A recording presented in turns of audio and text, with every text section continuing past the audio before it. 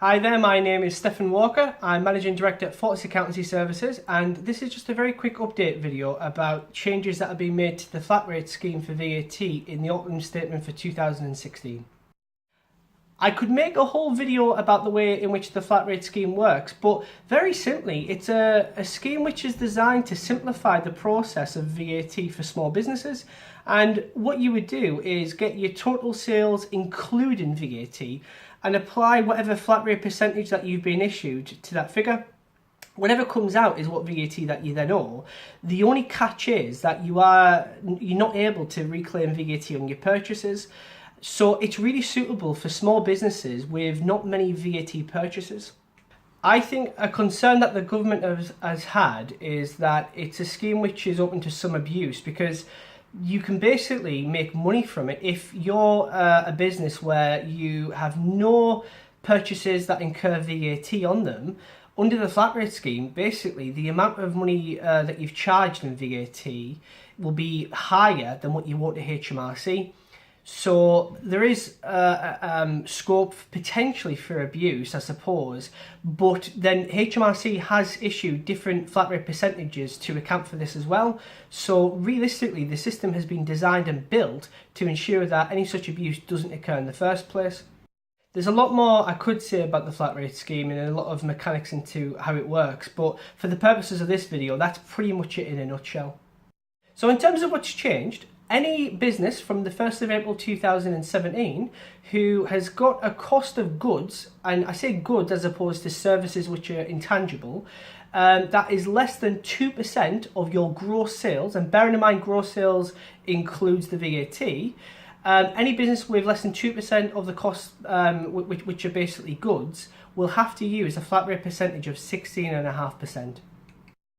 However, as well as that, if you spend less than £1,000 on the cost of goods, even if that figure is greater than 2% of your gross turnover, you will automatically have to use 16.5% for your flat rate percentage. So you might ask yourself, well, why does this matter? What difference does it make? Well, I think there are a lot of businesses in the UK, a lot of small limited companies who have got a lot of costs that are in the form of services and always in the form of goods you can see, and they will have to use this higher percentage. As well, what you've got to consider is that, for argument's sake, let's imagine that you charged your client £1,000 net of VAT. So the VAT on that is going to be £200. You've physically collected in £1,200 in VAT. Under the flat rate scheme, using 16.5%, the VAT you would owe on that would be £198.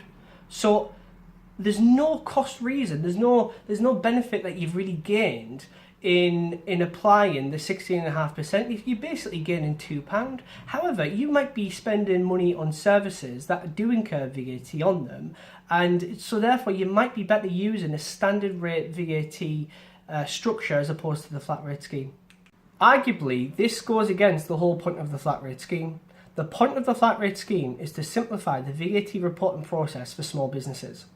So unfortunately, for many businesses throughout the country, don't be surprised if you're contacted by your accountant. They will recommend they review your VAT setup based on this change. The only problem with the standard scheme is that it does entail more work, and unfortunately that will entail higher accountancy charges as well. And I'm just saying this to pre-warn anyone who gets such a notification from their accountant. It will be something to expect, basically.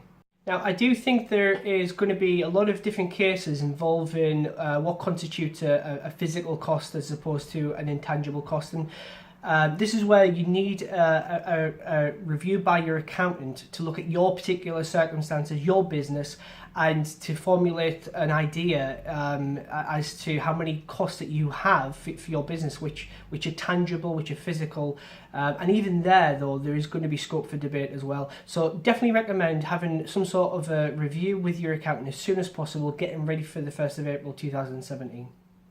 Obviously, however, if you do have any questions at all, feel free to get in touch with us. Our contact details will be on the animation that's coming up shortly. But other than that, thank you very much for sitting through the video.